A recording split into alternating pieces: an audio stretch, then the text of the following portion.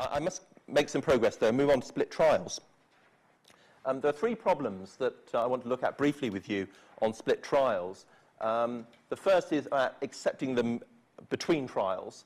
The biggest problem really is the disclosure. This is the Ted Baker problem. And then I talk briefly about the approach to costs in a split trial case. Well, let's look first at the acceptance after a liability trial. I've already told you about the mid-trial ban. Whilst the trial is in progress, so from when it started until judgment, there shall be no acceptance without permission of the court. But I don't know how many of you got involved in this. I have, where you're waiting for the judgment. Everyone's got a view as to which way this thing's going.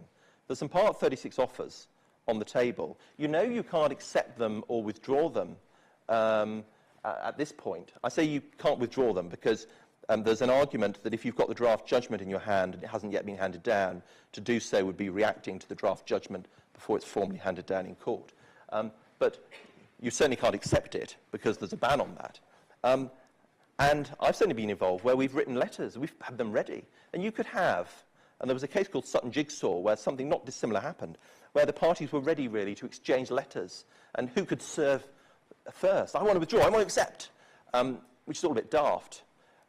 What we've done about it, we hope, is there's a new discrete rule dealing with acceptance in a split trial case. It's 3612 on page 9. And what it comes to is this. Offers that relate to the decided issues can no longer be accepted. So I made an offer to you on liability. We've just had a liability trial. You obviously can't accept it. The judge has ruled on it. But equally, I don't need to withdraw it because I want it to remain on the table when I get my costs argument later on. So that's fine, and that's easy. What about other offers? So I made an offer to you in respect of liability. I've also made that £1 million offer. You've won the case against me, but you've had a finding of 95% contributory negligence against you. The £1 million is looking good. Well, you might want to get your letter ready. Answer, we're giving the offeror a period of time within which to make a judgment call. If he forgets to, if he negligently leaves it on the table, then 3691 told you, you remember, that you can't withdraw or vary it once there's been acceptance. So if you leave it too late, the 7 days ticks by, and the claimant has the money, then bad luck. But you do at least now get over this tactical issue that has arisen. It's not been a big problem, I know, but it has arisen in a few cases, including ones I've been involved in. The disclosure problem's the bigger one. And these are real clues that we ought to do something about it. This is Mr. Justice Eder in the Ted Baker case. He, in no small measure, forced Part 36 up the agenda of the Rule Committee with his observations in the Ted Baker case. What was the problem? It was this.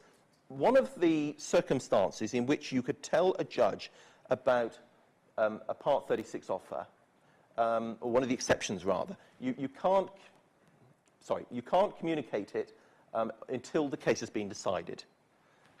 And we had an issue as to what that meant when the case has been decided. We're back to Henderson, the AB case. In that case, slightly oddly, everybody thought it was in their interest to show the judge the letter, so they gave written consent. That got over the problem. But obiter, Mr. Justice Henderson reasoned that maybe he could identify the case as the bit of the case he'd just heard.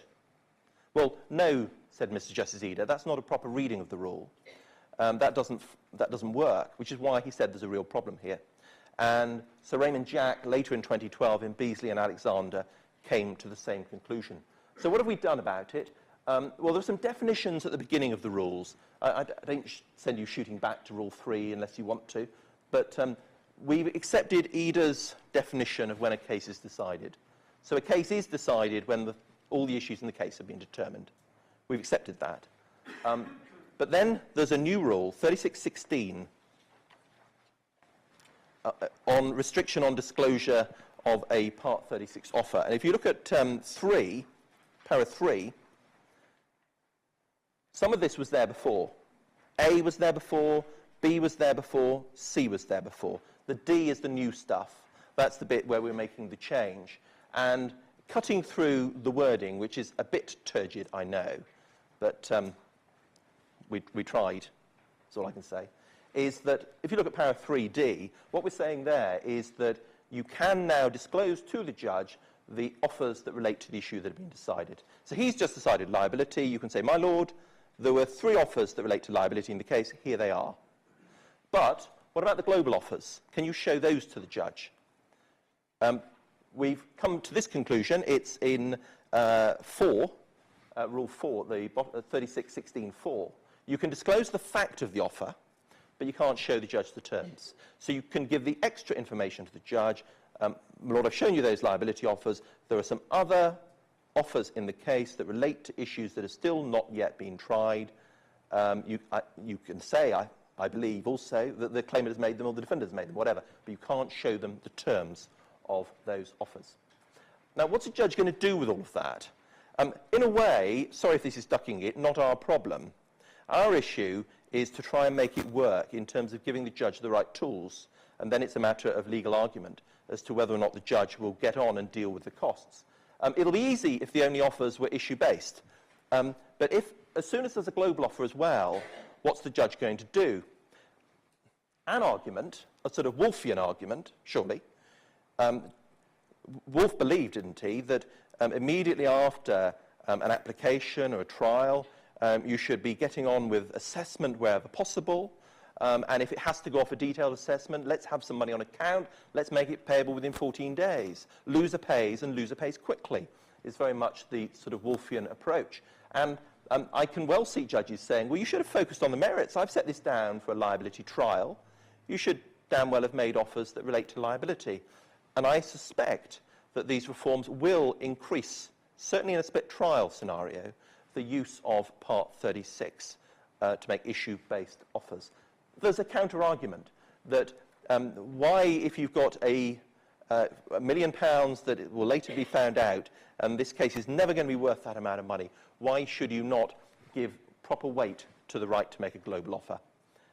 I think I would only say in response to that type of argument, it wouldn't cut much ice in the specific disclosure example, would it? My lord, we've spent £100,000 a party arguing about these documents. I appreciate on your finding we should have handed them over a year ago, and you've dismissed all of our arguments, but we have made a Part 36 offer, so please don't hit me with costs. Isn't going to cut much ice, and maybe it won't in a split trial situation either.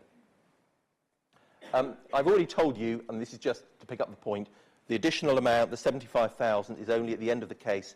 You're not going to get it at the split trial stage.